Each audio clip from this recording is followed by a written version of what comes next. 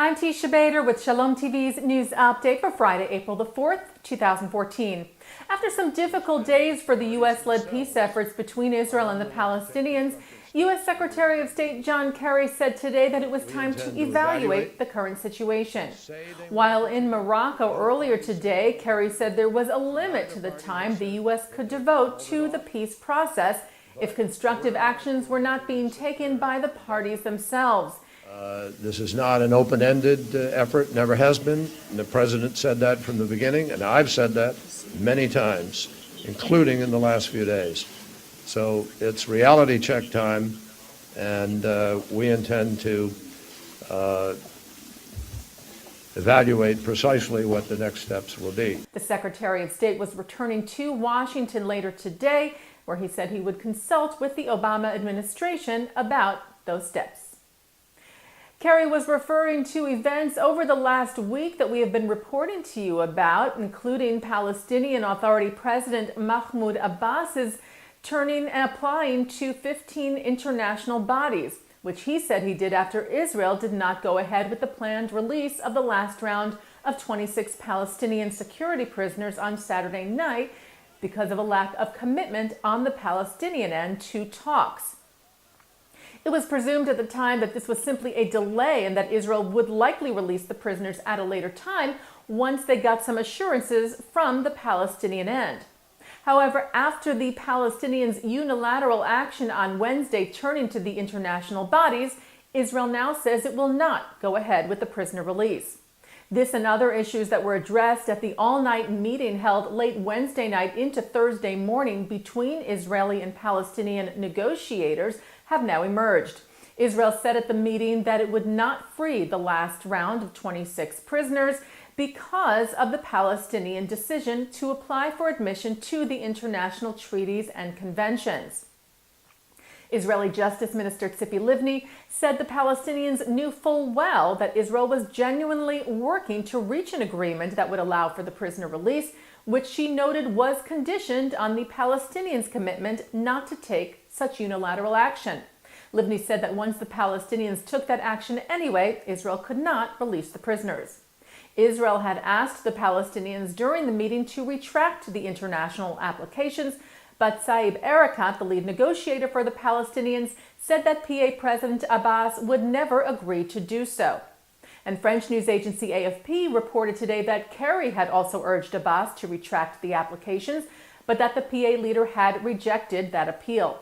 AFP said Kerry warned Abbas that there could be a harsh response from Israel to such a move, and that Abbas responded saying, "Israel scares no one, they can do what they want." And the Jerusalem Post reports that during the marathon meeting with Israeli negotiators Wednesday night into Thursday, the Palestinians announced that they were now setting new conditions to continue talks with Israel.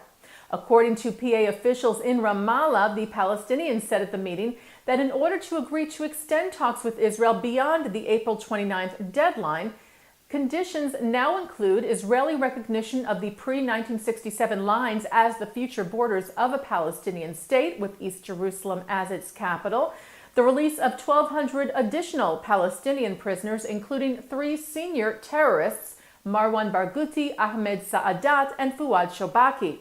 Fatah leader Barghouti is serving several life terms for the murder of Israelis in a number of terror attacks, and Saadat is the head of the Popular Front for the Liberation of Palestine. The Palestinian conditions also reportedly include a total freeze of settlement construction, an end to Israel's security blockade of Gaza, permission to ban the IDF from going in to arrest terrorists in West Bank Area A, which refers to areas under full Palestinian control, and increased Palestinian control in Area C, which refers to areas under full Israeli control. Also for the granting of Israeli citizenship to 15,000 Palestinians under a family reunification program. Israeli soldiers clashed with Palestinian rioters protesting and calling for the release of Palestinian security prisoners by Israel. Demonstrations took place in Bethlehem and Ramallah today, where rioters threw stones toward the security forces who responded with riot control measures.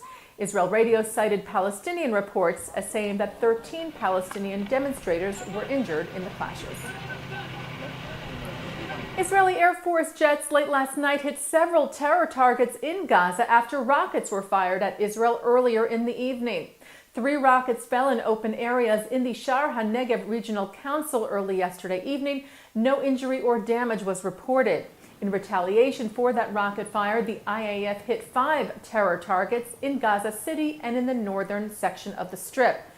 And another rocket attack was reported today, this one exploding in an open area in the Chof Ashkelon Regional Council near the border fence with Gaza. No injury or damage was reported. Several Jewish groups in the U.S. welcomed Poland's decision to allow the practice of kosher slaughter or shechita, albeit in a limited amount. As we reported to you yesterday, a position paper on the issue was sent by the same Poland's parliament to the country's constitutional tribunal this week that said that in its current form, Polish law does not permit penalizing slaughter for internal Jewish communities. It still bans the ritual for commercial or economic purposes.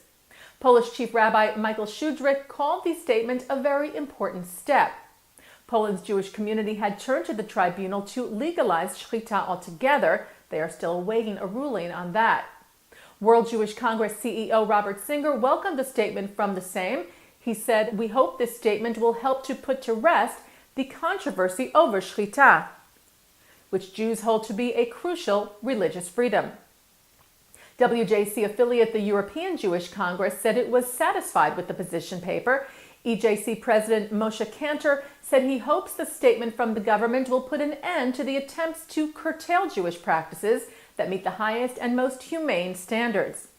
And a spokesman for the Israeli Jewish Congress said that shechita is an indispensable element of Jewish life.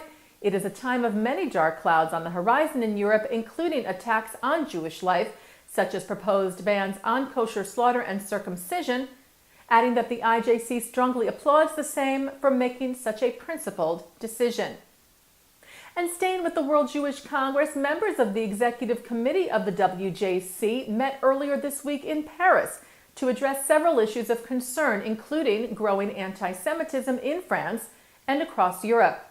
Vice President of the French Jewish umbrella body CRIF, Roger Kuckerman, addressed the meeting where he shared his deep concern over the recent rise in anti-Semitism in his country. And in a resolution, the WJC expressed their appreciation to French President François Hollande for his efforts in fighting the phenomenon, and also to French Prime Minister Manuel Valls for his efforts in seeking bans against performances by anti-Semitic comedian Dudon Mabala. The gathering in Paris also addressed other issues of concern like the situation in Ukraine, as well as the BDS or Boycott, Divestment and Sanctions movement, naming the fight against the campaign that seeks to delegitimize the state of Israel a top priority. The WJC also reiterated at the meeting its long-standing support for a two-state solution between Israel and the Palestinians as the only workable, realistic, and principled basis for a true and lasting peace. And turning to our Shalom TV programming for tonight, Friday, April the 4th, live Shabbat services are coming up at 6 o'clock tonight from New York City's Central Synagogue. And looking further ahead this weekend, Shalom TV will be televising the Jerusalem Post Conference live from the Marriott Marquis in Times Square. That's happening this Sunday, April the 6th, beginning at 8:45 a.m. till 1 p.m., and then from 2:30 p.m. to 4 p.m. This is the 3rd annual conference hosted by Israel's leading English language newspaper and internet website, and the 3rd year that Shalom TV will be televising the Jerusalem Post Conference in its entirety. That's coming up here on Shalom TV and shalomtv.com. And that's Shalom TV's news update for Friday, April the 4th, 2014. I'm Tisha Bader. Shabbat Shalom.